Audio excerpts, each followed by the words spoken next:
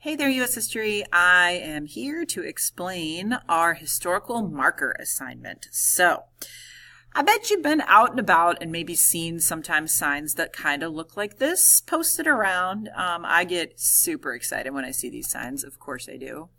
So these are historical marker signs, and they are always put in front or in a park or somewhere where something important happened. So we've been learning a lot about pivotal events of the civil rights movement, haven't we? And we've been looking at 4 different events. We looked at the murder of Emmett Till, the Montgomery bus boycotts, the integration of Central High School in Little Rock, Arkansas, and the sit-in movement that started in Greensboro, North Carolina. So you guys got a chance to hear a little bit about each of those topics, okay? You went in depth on one of them. What we're going to do is we're going to have you go in depth on a different one and really try to picture what, if we could make a historical marker here, what would it say? Why is this particular place important? So let me show you your options here. Okay, now what do we want to do in this historical marker? Location, where is it located, right? You want that on there somewhere. What state, what part of the state? Can you get a city? You want to get specific if you can. Audience, who's likely to visit the area? Think about that. Who's reading your marker? What do you think, who maybe do you think would not visit this area?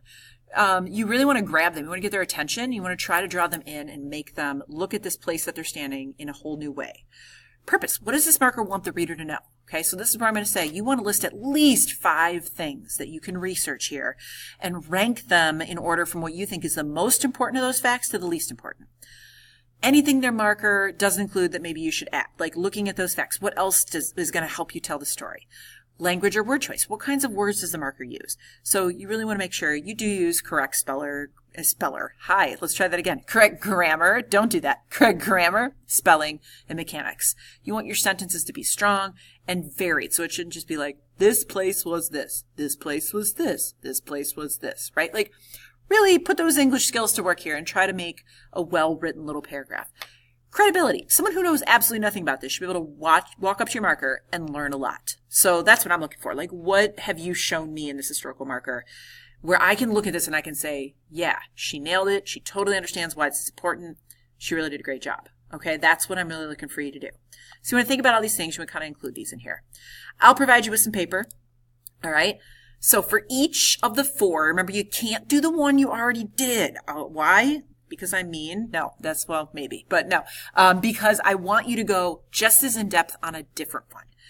In a perfect world, I would want us to go in depth on all 4. We just don't have the time. So I'm trying to get you to branch out a little bit and look at something else. So if you did not already watch the Emmett Till video as part of your assignment from Wednesday, you could do Emmett Till. Here's different places that maybe need a marker. Okay, you can tell a story about all of these places. Here's dates that you could use for your markers. So see, I've done a lot of the legwork for you, you guys. You want to pick a place, an appropriate date, and then if you're going to do Emmett Till, you want to watch this whole video. You probably saw a little excerpt in our jigsaw, our assignment where you were with one person from every team. You want to watch the whole video. So get those earbuds out, use those headphones, watch the whole video, take some notes. 5 things that help tell this story of this location. Okay, so you got to, again, I'm going to go back here. You got to pick a place, you got to pick a date, and you got to tell the story.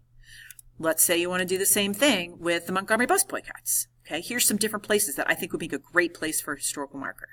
Here's some different dates maybe that you can pick. And here's the 10-minute or so video that you want to watch the whole thing in its entirety and get some information from that, okay? 5 things, good specific things that help you tell this story. Maybe you want to do Little Rock 9. Maybe you do that.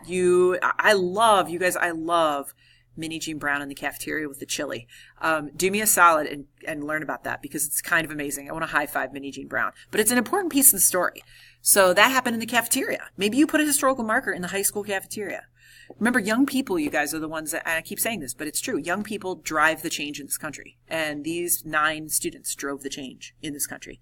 So here's some different dates or events. Here's some places. Here's your video. And I also put here, this will take you to this link. You can click on that if you're interested, and it'll tell you all about Minnie Jean Brown and what happened with the chili incident. And there's all kinds of good stuff there, too. Last option, sit-ins. So again, you have to not have already done this. You got to pick a different one. But here's some different places that might make a great place for a historical marker. Here's some really good dates that might make, a good date to go from. And then here's a video that talks all about it that you can get some great information from. So Everybody see what you're doing? Today we're just going to research, okay? Today I want you to watch that video, gather some info, find your 5 good solid facts, maybe rank them in order from most to least, see if anything's missing that helps you tell the story, and just be ready to kind of come in on the next day, and then we're going to construct this in class. You will have time in class. Highly doubtful you're going to get to that point today.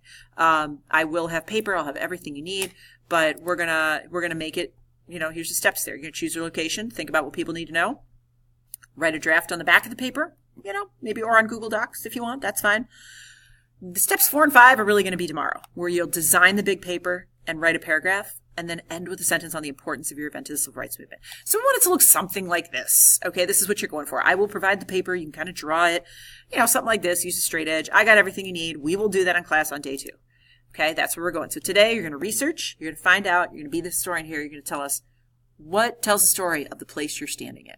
Okay, if you can go back in time to that day, what would you see? That's what you're going for. All right, let's do it. Get some good research. Can't wait to see what you come up with.